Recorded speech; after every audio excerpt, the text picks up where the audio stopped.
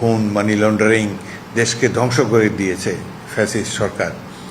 তার হাত থেকে আমাদেরকে মুক্ত করেছে এদেশের আপামর জনগণ, যেমন রাজনৈতিক দলের কর্মী, একইভাবে ছাত্রদের অভিভাবক, ছাত্রছাত্রী, বিভিন্ন পেশাজীবী, বিশেষ করে প্রাইভেট ইউনিভার্সিটির ছাত্ররা, কওমি মাদ্রাসার ছাত্ররা, তরুণরা, যুবকরা, তারা যেভাবে এসে আত্মাহুতি দিয়েছে, যেইভাবে রাজপথে বলিষ্ঠ পদক্ষেপ নিয়ে গণতন্ত্রের পক্ষে তাদের রায় দিয়েছে, এটি বাংলাদেশের জন্য অত্যন্ত গৌরবোজ্জ্বল একটি অধ্যায়।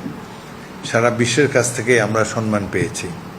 বিশ্ববাসী দেখেছে যে কিভাবে নিরস্ত্র জনতা বুলেট এবং বেয়নেটের সামনে বুক পেতে দেয় গণতন্ত্র প্রতিষ্ঠার জন্যে। এটি আমাদের জন্য অত্যন্ত গৌরবময় এক অধ্যায়। সুতরাং এই যে গণতন্ত্র ছাড়া তো বাংলাদেশের উন্নয়ন সম্ভব না, গণতন্ত্র ছাড়া মুক্তবুদ্ধির চর্চাও সম্ভব না।